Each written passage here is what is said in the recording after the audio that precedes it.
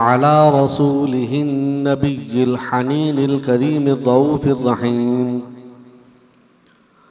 व अला आलिहित तय्यिबीनत ताहिरीनल मुतहहरीन व सहबिहिल किरामिल मुत्तकीनल मुखलसीन व औलियाइ उम्मतिही वस्सालिहीन व उलमाइ मिल्लतिही वल आमिलीन व अलैना मअहुम अजमईन इला यौमिद्दीन। अम्मा बअदु फ़अऊज़ु बिल्लाहि मिनश शैतानिर लईनिर रजीम। बिस्मिल्लाहिर रहमानिर रहीम।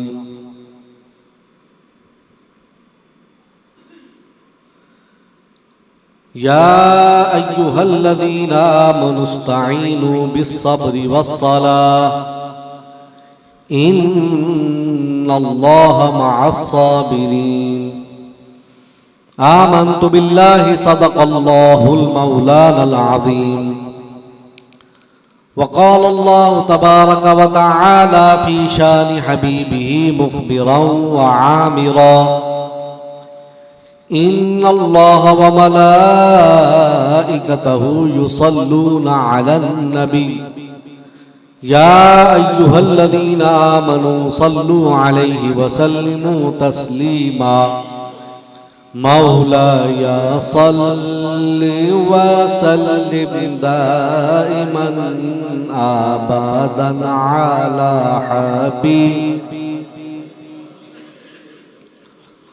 कुल्लिहिम। सब मिल के पढ़े। मौलाया सल्लि दाइमन अबदन अला हबीबिका खैरिल खल्क़ि कुल्लिहिम हुवल हबीबुल्लज़ी तुरजा शफ़ाअतुहु हुवल हबीबुल्लज़ी तुरजा शफ़ाअतुहु लिकुल्लि हौलिन मिनल अहवालि मुक़तहिम। मौलाया सल्लि अबदन अला हबीबिका खैरिल खल्क़ि कुल्लिहिम। या रब्बी बिल मुस्तफ़ा बल्लिग़ मक़ासिदना। या रब्बी बिल मुस्तफ़ा बल्लिग़ मक़ासिदना वग़फ़िर लना मा मदा या वासिअल करमी। मौलाया सल्लि अबदन अला हबीबिका खैरिल खल्क़ि कुल्लिहिम। हाज़िरीन मोहतरम,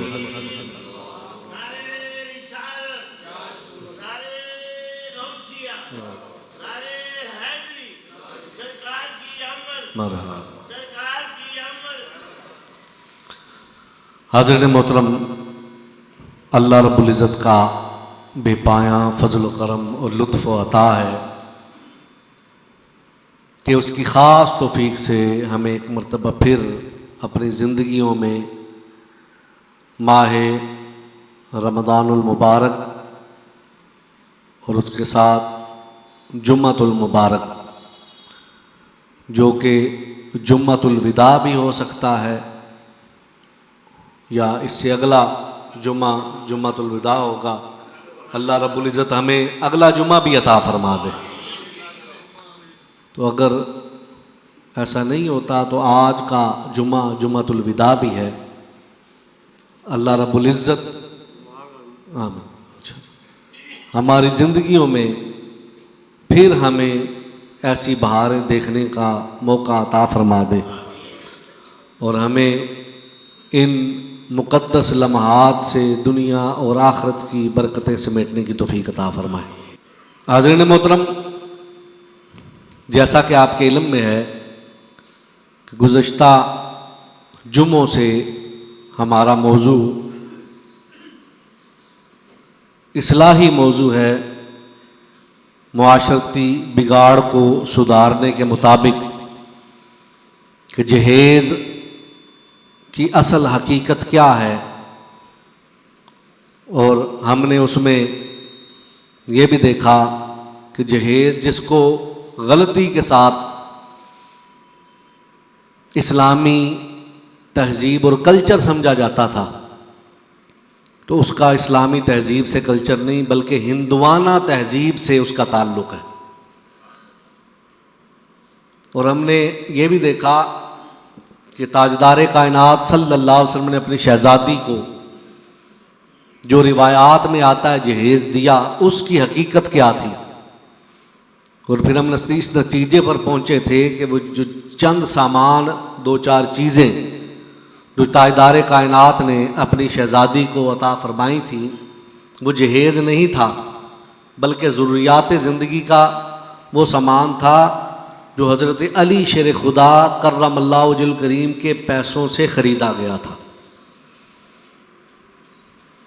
जहेज़ तो वो होता है ना जो वालिदैन, बच्ची के वालिदैन अपने पैसों से ख़रीद कर बच्ची को देते हैं, मगर उसकी हकीकत और उक़दा ये खुला था कि वो अगर सामान था भी तो वो हुजूर सल्लल्लाहु अलैहि वसल्लम ने नहीं दिया था, यानी बच्ची के वालिद ने नहीं दिया था, बल्कि वो सामान जो था हज़रत अली कर्रमल्लाहु यानी दुल्हे के अपने पैसों से ख़रीदा हुआ सामान था।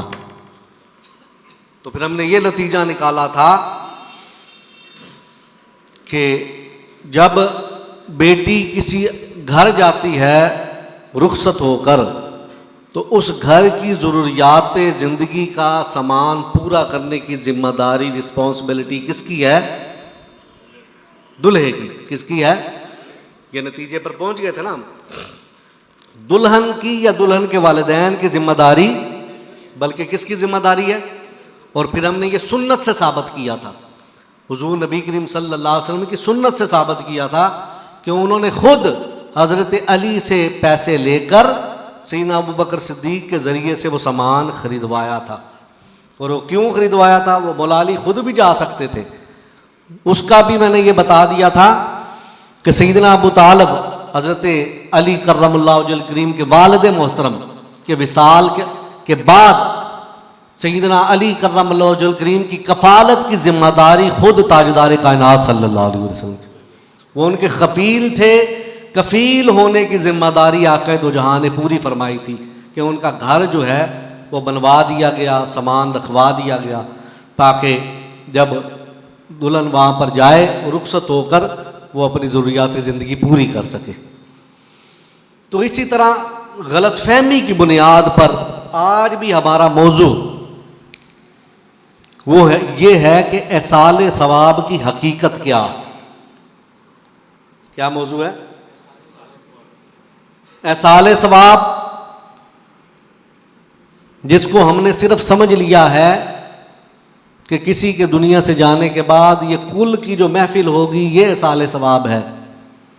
फिर इसी तरह हमने समझ लिया है साता होगा ये एसाल सवाब है, या 15वीं का ख़त्म होगा ये एसाल सवाब है, या चेलम दिलवाना ही दिलवाना है ये एसाल सवाब है। फिर उसके बाद सालाना ख़त्म जो होते हैं, हमने फ़कत एसाल सवाब को एक नैरो, एक मैक्रो या माइक्रो कॉन्सेप्ट समझ लिया हुआ, हमने उसको छोटा कॉन्सेप्ट समझ लिया और हमने एसाल सवाब को नत्थी कर दिया है इस किस्म की रसूमात के साथ। तो आज हमने देखना यह है कि क्या ये एसाल सवाब है और क्या फ़कत यही एसाल सवाब का एक तरीका है, इसके बगैर कोई आसान तरीका और नहीं हो सकता। जो इस वक्त एक जायज़ और मुबाह तरीका भी बिगाड़ की सूरत इख्तियार कर गया, बोझ की सूरत इख्तियार कर गया, परेशानी और शर्मिंदगी की सूरत इख्तियार कर गया। आप कहेंगे वो कैसे? मैं अर्ज कर देता हूं जब किसी का वालिद या वालदा या बहन भाई दुनिया से चला जाता, मैंने अक्सर देखा, मैं जाता हूँ, कुल मस्जिद में होते हैं या उनके घर पर हों, उधर हम जाते हैं, छोटे छोटे वो बच्चे होते हैं और नाबालिग होते हैं, अभी यतीम हो जाते हैं। यतीम की डेफिनेशन यही है ना, तारीफ यही है कि जिसका बुलूगत से पहले वालिद दुनिया से चला जाए वो यतीम कहलाता। क्या कहलाता है? यतीम कहलाता।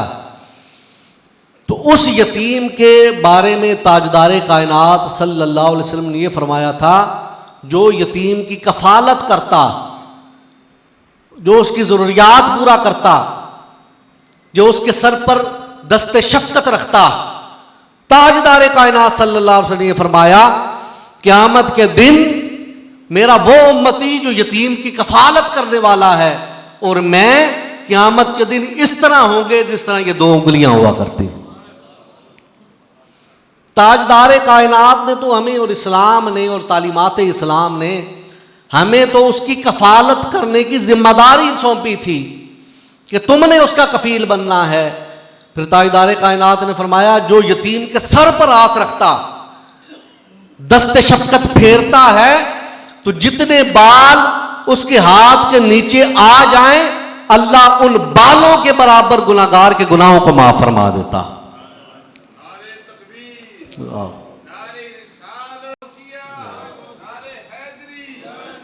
आका दो जहां सल्लल्लाहु अलैहि वसल्लम ने तो यतीम की कफालत को कुर्ब मुस्तफ़ा का जरिया बना दिया, अपनी कुर्बत का जरिया बना दिया। मगर हम क्या करते हैं? ये मौजू लंबा होता जाएगा, मैं क्या बताऊं आपको।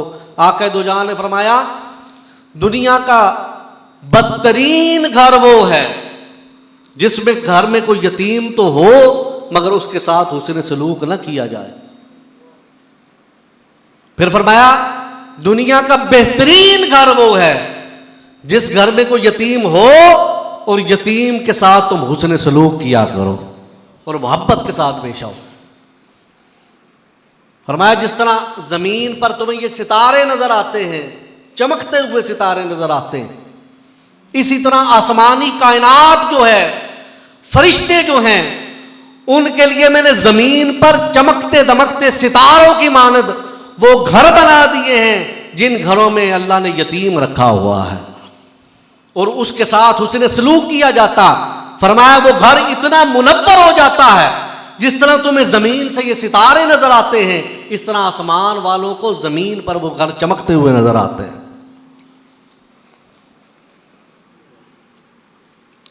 तो यतीम के साथ तो मोहब्बत और कफालत का ये आका के दो जहां सल्लल्लाहु अलैहि वसल्लम ने अजर बता दिया था। अब हम क्या करते? जिसका वालिद दुनिया से चला गया और फिर इस बिगाड़ को सुधारने की कोई कोशिश भी नहीं कर रहा, हम सारे इसमें ना चाहते हुए मुलव्वस हो जाते हैं। वो छोटा सा बच्चा यतीम हो गया, अगले दिन उसने कुल्लों का एहतमाम किया, पहले तदफीन पर खर्चा आता है, 40-50 हज़ार के बगैर तदफीन नहीं हो सकती आज के दौर में। वो भी वो उधार उठाता या कोई रिश्तेदार मेहरबानी कर दे तो कर दे, नहीं तो अगले दिन रिश्तेदार भी हाथ उठा लेते हैं। उसने वो जो एहतमाम किया होता है, वो दाने बनाए होते हैं, खाना बनाया होता है, फ्रूट रखा होता है, वो सारा उसने कर्ज का पैसा उठाकर किया होता, कर्जा उठाकर उन्होंने किया होता। और आका दो जहां ने यह भी फरमाया, जो यतीम का माल खाता है वो अपने पेट में जहन्नुम की आग को भरता। क्या करता है? जो यतीम का माल खाता है वो अपने पेट को जहन्नुम की आग से भरता। अब बताइए, हम जाते हैं उस बच्चे को तसल्ली देते हैं और खा पी के डिकार मार के अपने घर आ जाते हैं, और हमें पता ही नहीं है कि कितनी बड़ी हम लानत के मुस्तहिक बन जाते हैं। इसके मुताल्लिक अवेयरनेस ही नहीं है, कोई बताता ही नहीं है, कोई समझाता ही नहीं है। फिर इसी तरह साता होता है, उसमें फिर यही तमाशा होता है। 15वीं का ख़त्म होता है, फिर यही तमाशा होता है। चेलम पर यही तरीक़ाकार अपनाया जाता है। मैं आगे चल के आपको बताऊंगा कि असल साले सवाब है क्या। और उसका मकसद क्या है और इसाले सवाब सही तरीके से किया कैसे जा सकता है, वो आगे चल के मैं जिक्र करता हूँ। मगर इब्तदाइया में आपको यह बता देना चाहता हूँ कि ये जो इसाले सवाब का तरीका हमने अपना लिया हुआ है और अपने ऊपर मुसल्लत कर लिया हुआ है, इस इसाले सवाब का दीन और शरीयत के साथ कोई ताल्लुक नहीं है। कुल्लों की महफिल कोई कंपलसरी नहीं है, अगर करेगा तो सवाब मिलेगा, अगर ना करेगा तो गुनाह मिलेगा। ये कंसेप्ट ही गलत है। साता 15वीं चेलम सालाना खत्म, ये कंसेप्ट गलत है कि अगर वालिदैन के लिए वो देगे ना पकाए तो उसके वालिदैन की बख्शिश नहीं हो सकती। अगर अल्लाह पाक ने दिया है, वसी दिया है तो वो करे, अगर नहीं दिया, तंग दस्त है, तो कोई जरूरत नहीं है लोगों के पेट को भरने की जहन्नुम की आग से।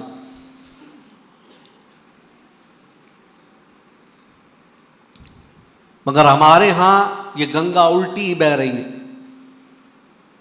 अब इसाले सवाब का तरीकाकार क्या है और इसका मकसद क्या? एसाल कहते हैं पहुंचाने को। किसे कहते हैं? एसाल लफ्ज है पहुंचाना, और सवाब का मतलब है सवाब। एसाले सवाब का क्या मतलब हुआ? सवाब। क्या मतलब हुआ? सवाब पहुंचाना, एसाल करना, रवाना करना, अरसाल करना। एसाले सवाब का मतलब हुआ सवाब पहुंचाना। हुजूर नबी करीम सल्लल्लाहु अलैहि वसल्लम ने यह इरशाद फरमाया कि जब कोई बंदा दुनिया से चला जाता, उसके जाने के बाद उसके तमाम आमाल मुनक़ते हो जाते हैं, उसको किसी अमल की जजा फिर नेकी के काम करने का जो है मोहलत उसी वक़्त थी जब बंदे का दिल धड़क रहा है, रगों में खून दौड़ रहा है, जिंदगी का यह सिलसिला रवा दवा है, तब तक उसको हर नेकी की जजा मिलती है। मगर जब वो दुनिया से चला जाता है तो तमाम आमाल मुनक़ते हो जाते हैं सिवाय 3 आमाल के। कितने? 3 अमाल ऐसे हैं जिसकी उसको कब्र में भी जजा मिलती रहती है। बंदा तो कब्र में पड़ा होता, मगर 3 अमाल ऐसा करके चला गया होता है कि वो पड़ा कब्र में होता है, कब्र में पड़े हुए को उसकी जजा मिलती रहती है। वो कौन सा? पहला, आक़ा दो जहां ने फरमाया इल्मुन नाफ़िउन युनफ़अु बिही। मैंने साले सवाब बताया ना कि बंदा दुनिया से जा चुका होता है, उसको सवाब फिर भी एसाल सवाब पहुंचता रहता है जाने के बाद भी। उसमें से पहला आक़ा दो जहां ने फरमाया इल्मुन नाफ़िउन युनफ़अु बिही। अगर मरने वाला आलिम था, इल्म की खिदमत कर गया, तलबा तैयार कर गया, कुरान पढ़ा गया, हदीस पढ़ा गया, फ़िक़्ह पढ़ा गया,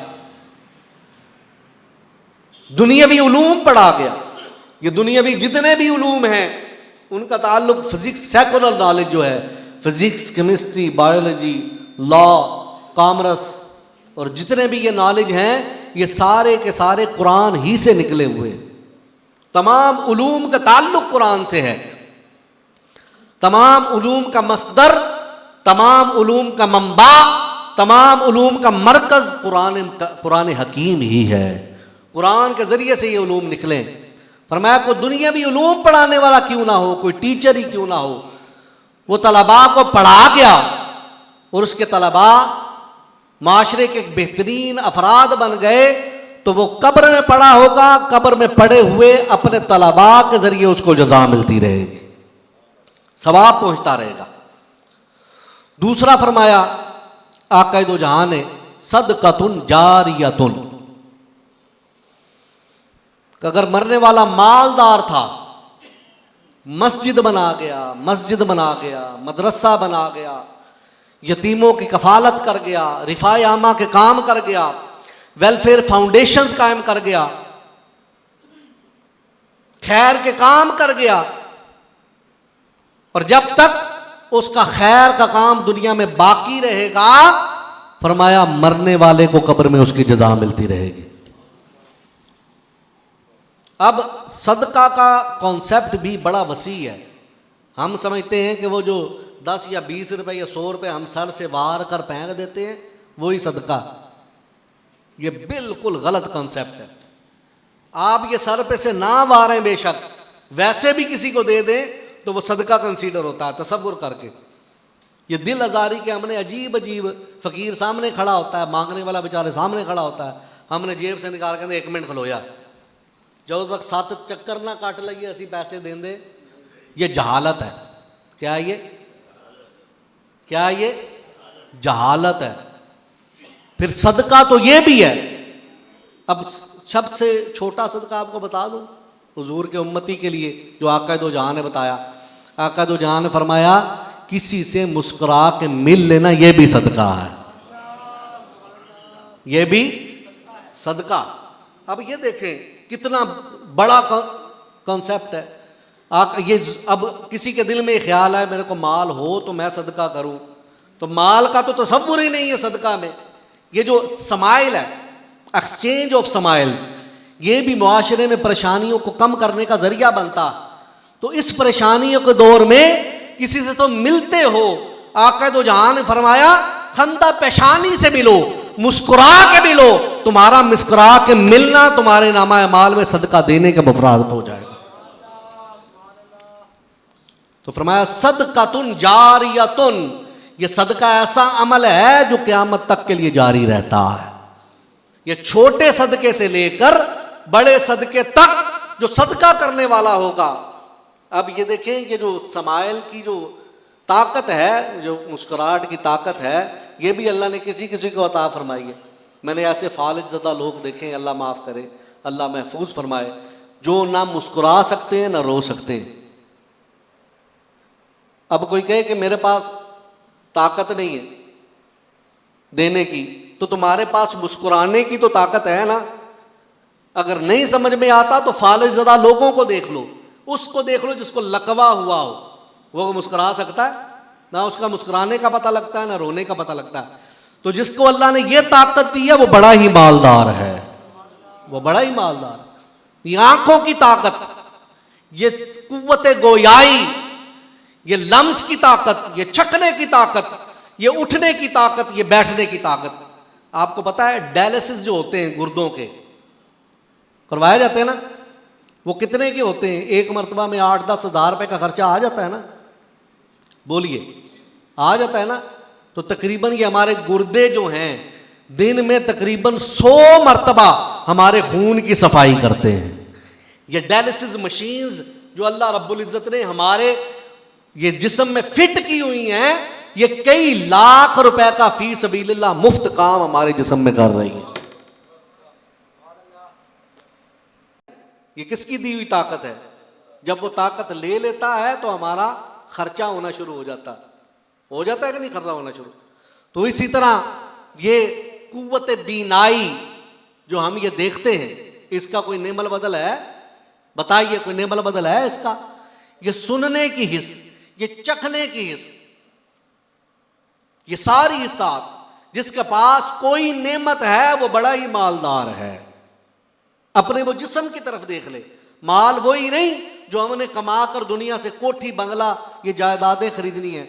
अपनी जिंदगी को, अपने जिस्म को देख ले। ये बंदा अल्लाह की दी हर एक चीज उसका नेमल बदल करोड़ों का नहीं है, तो बड़ा ही मालदार है। जिसका जिस्म सलामत है, जो बोल सकता है, जो देख सकता है, जो सुन सकता है, जो उठ बैठ सकता है, जो चल फिर सकता है, जो खा पी सकता है, जो दूसरों को अपनी कैफियत बता सकता है, सुन सकता है, उससे बड़ा मालदार कायनात में है ही कोई नहीं। तो फरमाया सदकतुन जारियतुन, फरमाया मरने वाला तो कब्र में पड़ा होगा, उसके रिफाए आमा के काम, उसके खैर और भलाई के काम जब तक दुनिया में जारी रहेंगे, मरने वाले को कब्र में उसकी जजा मिलती रहेगी। और तीसरी और सबसे अहम बात, ताजदार कायनात सल्लल्लाहु अलैहि वसल्लम ने इरशाद फरमाया वलदुन सालिहुन यदउ लहू, फरमाया तीसरी चीज नेक औलाद है। क्या है? नेक औलाद। मरने वाला ऐसी औलाद दुनिया में छोड़ गया जो औलाद उसके दुनिया की जाने के बाद उसके लिए दस्ते दुआ बुलंद करे, उसके लिए दुआएं करे, उसके लिए सदका और खैरात करे, उसके लिए मस्जिदें बनाए, उसके लिए मदारस बनाए, उसके लिए यतीमों की कफालत करे, खुद नेक बन जाए, खुद सरापा रहमत बन जाए। फरमाया वो कुछ भी करने के काबिल ना हो, फकत पंजगाना नमाज पढ़ने वाला ही हो, मरने वाला तो कब्र में पड़ा होगा, उस नेक औलाद के जरिए अल्लाह रब्बुल इज्जत मरने वाले की बख्शिश फरमा देगा। अब आप मुझे बताइए, हुजूर की उम्मत में से हर कोई आलिम भी नहीं है? सारे पढ़े लिखे तो नहीं है, कोई मुझ जैसे जाहिल अनपढ़ भी हैं। हाँ जी, हुजूर की उम्मत में सब मालदार भी नहीं है। ये इस माल के अलावा ये दुनियावी माल हर किसी के पास नहीं है, ज़्यादातर तो तादाद गरीबों की है। मगर सरकार ने भी फरमाया था, सरकार तो आए ही गरीबों के लिए, फ़कीरों के लिए। सरकार ने फरमाया था और दिलजोई के लिए फरमाया था, खुद बजाते खुद भी फाका कशी इख्तियार की सारी ज़िंदगी, और फाका कशों के लिए कह गए कि मेरा तरीक फ़कीरी है, अमीरी नहीं। मेरा तरीक फ़कीरी है, अमीरी नहीं। खुद ही ना बेच, गरीबी में नाम पैदा कर। अपने आप को बेचना, दुनियावी माल के लिए अपना सौदा ना करना, दुनियावी माल के लिए बेईमानी ना करना, दुनियावी माल के लिए कम ना तोलना, दुनियावी माल के लिए अपने ताल्लुकात खराब ना करना, दुनियावी माल के लिए धोखा ना देना, दुनियावी माल के लिए फ्रॉड ना करना, अपनी खुदी का सौदा ना करना, गरीब ही रह जाना। आका ने फरमाया मालदार के साथ मुझे मोहब्बत गरीबों से ज्यादा नहीं है। गरीब क्योंकि मैं खुद भी गुर्बत, मैंने इख्तियारी गुर्बत है, खुद मैंने गुर्बत इख्तियार की हुई है, फाका कशी से मुझे भी मोहब्बत है। इसीलिए जिस अमीरी के लिए तुम्हें खुद का सौदा करना पड़े, उस अमीरी पर लानत बेचकर गरीबी ही इख्तियार कर लेना, क्योंकि मुझे गरीबों से मोहब्बत है। तो हर कोई मालदार भी नहीं है, मगर औलाद की नेमत ऐसी है जो कम बेश अल्लाह रब्बुल इज़्ज़त ने हर उम्मती को अता फरमाई, सरकार के हर उम्मती को अता फरमाई है। औलाद की नेमत, जिसको नहीं औलाद, अल्लाह रब्बुल इज़्ज़त आज की इस जुम्मतुल मुबारक की बरकत से उसे भी नेक और साले औलाद अता फरमा दे। तो मेरे दोस्तों, वलदुन सालिहुन यदउ लहू का कंसेप्ट ये है कि अपनी जिंदगियों में अपनी औलादों की तरबियत इस नहज पे कर जाओ कि जब तुम दुनिया से चले जाओ, ये औलाद चलती फिरती तुम्हारे लिए एहसाले सवाब बन जाए। अब आया ना एहसाले सवाब का कंसेप्ट, समझ में आ रही है बात? वो एहसाले सवाब नहीं है, वो जाली एहसाले सवाब है जो आप अपने माल से कमा के खिला के फारग हो जाते हैं और पूरा साल अपने वालिदैन को पर याद भी नहीं करते। वो जाली एहसाले सवाब है जो साते पर आप ये मसनूई एहसाले सवाब, ये खाना पकाना, कपड़े शपड़े रख के, लोटा शोटा रख के हम जो करके फारिग हो जाते हैं, ये साता, ये 15वीं, ये चेलम, ये सालाना खत्म, ये जाली एहसाले सवाब है। ये एहसाले सवाब का तरीका दुरुस्त नहीं है। इसमें यतीम भी रगड़े जाते हैं, इसमें मिस्कीन भी रगड़े जाते हैं, वो सोसाइटी के प्रेशर में आ जाते हैं। यतीम बच्चा होता, उसे कहते हैं पुत्र, अगर कहे ना कि अगर नहीं गुंजाइश तो ना करो, ये कुल्लों का ख़त्म ना करो, ये चेलम वगैरह ये ना करो, वो कहना मेरे खाला की कहेगी, मेरी मासी की कहेगी, मेरा फुप्पड़ की कहेगा, मेरा फलां रिश्तेदार की कहेगा, प्योर दुनिया तो टुर गया, इन्हें भी नहीं किया। वो प्रेशर में आए होते। ये ख़ानदान के बड़ों का फ़र्ज बनता है इस प्रेशर पर लानत भेजे और कहें कि बेटा हम तुम्हारे साथ खड़े हुए। ये ज़रूरी नहीं है, ये कंपलसरी नहीं है। अगर गुंजाइश है तो कर लो, और याद रख लें साथ ये भी शर्त है बात, जो आपने ये खाना पकाना है कुल्लों पर, साते पर, 15वीं पर, चेलम पर, ये सारे का साला रिज़्क़ के हलाल से होना चाहिए। माल जो कमाया है वो उसका जरिया जायज होना चाहिए। गलत जरिए से कमाया हुआ पैसा बोलिए नहीं होना चाहिए। वो कहते हैं सिर्फ कुत्ता ही हराम नहीं है, सिर्फ खोता ही हराम नहीं जो हमें खिला दिया गया है। कुत्ते खिला दिए, पोते खिला दिए, क्या क्या हमारे साथ हो गया। उस पर तो हम बड़े तड़पते हैं क्या है पता नहीं की खवा देता। फरमाया वो माल जो नाजायज जराए से लिया गया हो, जो रिश्वत से लिया, जो फ्रॉड से लिया, जो धोखे से लिया, कम तोल कर लिया, कम नाप कर लिया, गलत बयानी से कमाया माल, फरमाया उस माल से बकरा खरीद पर खाना भी हराम है। हराम माल से आप बकरा भी खरीद ले उसमें और कुत्ते के गोश्त में कोई फर्क, बोलिए कोई फर्क है? हराम माल से आप जितना मर्जी लजीज खाना भी खा लें, उस खाने से में और ये गटर का गारा जो है इसमें फर्क नहीं है, क्योंकि जरिया हराम है, माल हराम है। माल हराम से जो रिज़्क़ हलाल खरीदा जाता है, हराम माल से जो रिज़्क़ हलाल खरीदा जाता है वो भी हराम हो जाता। तो आप ये जो सारे एहतमाम करते हैं, ये सारे का साला रिज़्क़ हलाल से होना चाहिए। इसमें 1% भी हराम का शामिल हो गया, ये सारे का साला साले सवाब साले अजाब में बदल जाएगा।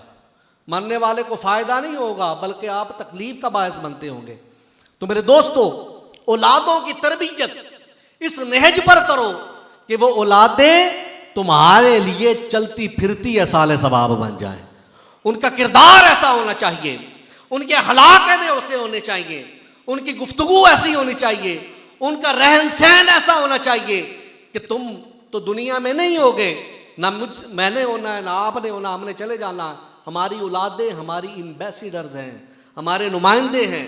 उनको देखकर, औलादों को देखकर माँ बाप को लोगों ने याद करना है, फलां दा पुत्र है, बड़ा नेक है, बड़ा साले है, बड़ी अच्छी तरबियत वाला।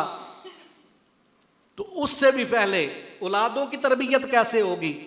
औलादों की तरबियत के लिए आपको उनको बताना ना पड़े, बेटा ये गलत रास्ता है, ये दुरुस्त रास्ता, बताने की जरूरत ना हो। बाप खुद अपनी औलाद के लिए रोल मॉडल हो जाना चाहिए। समझे मेरी बात? बाप खुद सही रास्ते पर चलने वाला होना चाहिए। बाप खुद सारी जिंदगी नमाज का पाबंद औलाद को नजर आना चाहिए। बाप खुद सारी जिंदगी अच्छी गुफ्तगू करने वाला नजर आना चाहिए। बाप खुद, वालिदैन माँ हो या बाप हो, माँ मुसल्ले पर घर पे सजदे करती हुई नजर आनी चाहिए। घर के आंगन में कुरान खोल के कुरान की तिलावत करती हुई माँ नजर आनी चाहिए। जब बच्चा इस माहौल में परवान चढ़ेगा, इस तरीके से वो जो है वो जिंदगी गुजारेगा, उसके वालिदैन उसके लिए रोल मॉडल बन जाएंगे। फिर एक दिन आएगा कि दुनिया कहेगी कि ये बड़ा ही नेक साले बच्चा है और इसने ये सालहियत और नेकी अपने वालिदैन से सीखी है। इसके वालिदैन भी ऐसे थे, ये खुद भी ऐसा। तो डंडे के जरिए आप अपनी औलाद को सही रास्ते पर नहीं ला सकते, अपने किरदार के जरिए सही रास्ते पर ला सकते हैं। अपने अखलाक के जरिए अपनी जिंदगी खूबसूरत करके सही रास्ते पर चलकर आप अपनी औलादों को सही रास्ते पर चलाने वाले बन सकते हैं। तो सबसे ज़रूरी ये बात है। और आखिर में गुफ्तगू को ख़त्म करते हुए मैंने जैसे अर्ज़ किया कि साले सवाब जो एक बिगाड़ की सूरत इख्तियार कर गया, कुल्लों की सूरत में, साता 15वीं चेलम की सूरत में, इसको भी सुधारने की ज़रूरत है।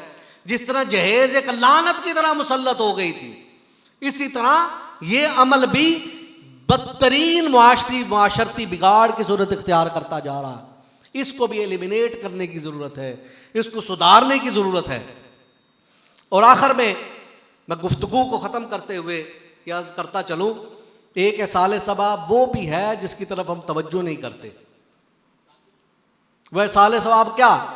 मैंने शुरू में बताया, साले सवाब का मतलब है सवाब, सवाब बोलो, साले सवाब क्या मतलब है? सवाब, सवाब पहुंचाना, सवाब पहुंचाना। अब सवाब कैसे पहुंच रहा? या आप चेहलम ना भी करें, आप खाने ना भी पकाएं इतने ज्यादा, आप अपने किरदार के जरिए भी साले सवाब कर सकते हैं। अब आप ये देखें, नमाज है, पंजगाना नमाज, नमाज के लिए हम खड़े होते हैं, हम करते हैं अल्लाह अकबर, सुबहानक अल्लाहुम्मा से शुरू होते हैं, फिर रुकू होते हैं, फिर सुजूद होते हैं, फिर एंड पे तशाहुद पर हम बैठते हैं, अत्तहियात पढ़ते हैं। जब नमाज अपने आखिर में दाखिल होती है, नमाज की सारी बरकतें सिमट कर आखिर में दाखिल हो जाती हैं। और आखिर में उस वक़्त अल्लाह फरमाता है, मेरे बंदे अब तू चाहता है तेरी ऊपर रहमतों का नुज़ूल हो जाए, तेरे ऊपर बरकतों का नुज़ूल हो जाए, तेरे लिए बख्शिश का जरिया बन जाए, और ये नमाज जो है तेरे लिए आखिरत में बख्शिश का जरिया बन जाए। बंदा अर्ज़ करता, बारी तआला चाहता हूँ। अल्लाह फरमाता अगर तू चाहता है तेरे पर मेरी भी नज़र रहमत हो जाए, इस मुकाम पर आकर नमाज के आखिर में अब तू भी कह दे, रब्बना ग़फ़िरली वली वालिदैया वलिल मुमिनीना यौम यक़ूमुल हिसाब। बारी ताला इस मुकाम पर तुझसे मैं दुआ करता हूं, मेरे वालिदैन की बख्शिश फरमा दे, मेरे वालिदैन की। ओए इस साले सवाब की तरफ कभी तवज्जो की है? उसकी तरफ तो बड़ा भागते हो जो आसान है, जो करके जान छूट जानी है। ये दिल में 5 मरतबा नहीं बल्कि कई मरतबा हम अपने वालिदैन की बख्शिश की दुआ करते हैं, और दुआ भी किस हालत में करते हैं, जिस हालत में कभी रद्द हो ही नहीं सकती। के कहना है रब्बना ग़फ़िरली वली वालिदैया, बारी ताला मेरे वालिदैन की बख्शिश फरमा दे। तो हमारी इंडिविजुअल दुआ है, चाहे कबूल कर ले चाहे मरदूद कर ले, मगर मेरा ये गुमान कहता है, मेरा वजदान ये कहता है कि नमाज बंदे की रब से गुफ्तगू का नाम है। मौला अली शेर खुदा कर्रमल्लाहु वजहुल करीम ने फरमाया था, जब मेरा दिल चाहता है कि मेरा रब मुझसे हम कलाम हो, मैं कुरान खोल लेता हूं, और जब मेरा दिल चाहता है कि मैं अपने रब से हम कलाम हूं, मैं नमाज में खड़ा हो जाता हूं। तो नमाज बंदे की रब से गुफ्तगू का नाम है। तो जब बंदा रब से मुखातिब होता, अपनी गुजारिशात पेश कर रहा होता, बंदे और खुदा के दरमियान, अल्लाह के दरमियान कोई वास्ता वसीला नहीं होता, कोई पर्दा नहीं होता, कोई रुकावट नहीं होती, कोई दीवार नहीं होती। बंदे को खुदा खुद समाअत फरमा रहा है। जब बंदा अपने रब से इल्तिजाएं कर रहा है, दुआएं कर रहा है, उस मकाम पर जब तमाम बरकतें सिमट जाती हैं, बंदा तब अर्ज करता है कि रब्बना ग़फ़िरली, बारी ताला सारी इल्तिजाएं अगर कबूल कर ली है तो मेरे वालिदैन की भी बख्शिश फरमा दे। तो बताओ, कभी रद्द हो सकती है वो दुआ? कभी मरदूद हो सकती है? कभी हो सकता है अल्लाह उठाकर मुंह पर मार दे? तरीका खुद उसने सिखाया है, और ये मुफ्त का एहसाल सवाब है जिस पर 1 टका भी खर्च नहीं आता, एक आना भी नहीं लगता, और ऐसा सवाल है, एहसाल सवाब है जो कबूल ही कबूल है, जो कबूल ही कबूल। अब कोई ये कहे कि मेरे वालिदैन के अलावा मेरे बहन भाइयों में से कोई चला गया, मेरी औलाद में से, दोस्तों में से कोई दुनिया में चला गया, इस एक आया मुबारका में अल्लाह रब्बुल इज़्ज़त ने पूरी दुनिया के किसी एक बंदे को भी इससे खारिज नहीं रखा, बल्कि सारे शामिल हो गए। फिर अल्लाह फरमाता है पहले अपने वालिदैन के लिए दुआ करो, और कहता है रब्बना ग़फ़िरली वली वालिदैया। अब अल्लाह फरमाता है तुम कह दो वलिल मुमिनीना, बारी ताला तमाम उम्मत मुस्लिमा मरहूमा की बख्शिश फरमा दे। उसमें सारे आ जाते हैं। यौम यक़ूमुल हिसाब, जब क़यामत कायम होगी उस वक़्त तो इनकी बख्शिश फरमा देना। तो मेरे दोस्तों, एहसाल सवाब की ये जो सूरत हाल है, और ये जो हमने तरीक़ाकार इख्तियार कर लिया हुआ है, ये बड़ी बदतरीन सूरत इख्तियार कर गया, बिगाड़ हो गया है, कलैप्स हो रही है सोसाइटी। इस पर कोई तवज्जो नहीं देता, इस पर तवज्जो देने की ज़रूरत है। ख़ानदान में अगर कोई बच्चा यतीम हो जाता है, उसको ये समझाना चाहिए कि बेटा ये ज़रूरी नहीं है कि सारे आने वालों का तुम पेट भर के वापस भेजो, इसकी कोई ज़रूरत नहीं है जिसके लिए तुम्हें कर्जा उठाना पड़े। मैं आज अपनी एक बात बता देता हूँ। जब मेरे वालिद गिरामी रहमतुल्लाहि ताला अलैह का इंतकाल हुआ, तो हमें नहीं पता, ये हाजी याकूब साहब अब्बू के बड़े लाडले मुरीद बैठे हुए हैं, और दूसरे इन्होंने मिल के पता नहीं क्या किया चेलम तक, और मुझे बाद में पता चला कि कई लाख रुपए 2012 में कई लाख रुपए अब्बू के चेलम तक खर्चा आ गया था जो इन्होंने मिल के किया था। मैं समझता हूँ अगर उस वक़्त इतना अकल शऊर होती या समझ होती, मैं खुद इनको बढ़कर रोक कर ये कह देता कि हाजी साहब ना करो, एक काम ना करो, यदि ज़रूरत नहीं है। मगर वो अपनी खुशी से लगे हुए थे, इन्होंने किया, अल्लाह इनको बेहतरीन जज़ा अता फरमाए। मगर मेरे दोस्तों, इसको करने की ज़रूरत नहीं है। वो जो आया हुआ है दुआ करने में, अपने घर भी खाना खा सकता है जाकर। तो आसान बनाइए, मखलूक खुदा के लिए, उम्मत के लिए आसानियाँ पैदा फरमाइए, आसानियाँ पैदा करने का ज़रिया बनिए। हमने ही इसको दुरुस्त करना है, इस बिगाड़ को, और अपनी बख्शिश के लिए, अपनी आखिरत की बेहतरी के लिए अपने औलादों की तरबियत कीजिए। आज तरबियत कीजिए। लोग आते हैं मेरे पास आकर कहते हैं कि शाह साहब बच्चा जो है जड़ा है इनको तवीज़ दवो। माएँ आती हैं रोती हुई, बच्चा मारता है, मुझे पीटता है, मेरे साथ हाथ उठाता है मुझ पर। यह अभी पिछले हफ्ते एक केस आया, बच्चे वालिदैन पर हाथ उठाते हैं। आज के दौर में इतनी बदबख्ती है, इतनी जलालत है, इतनी सोसाइटी में बिगाड़ आ गया है कि बच्चे माओं पर हाथ उठाते हैं। एक ये इजाफी आबादी से एक बाप आया मेरे पास, वो कहता पुत्र सारे रल के मैंने कुटते रहे, वो कहते ने सानू साडा हिस्सा दे।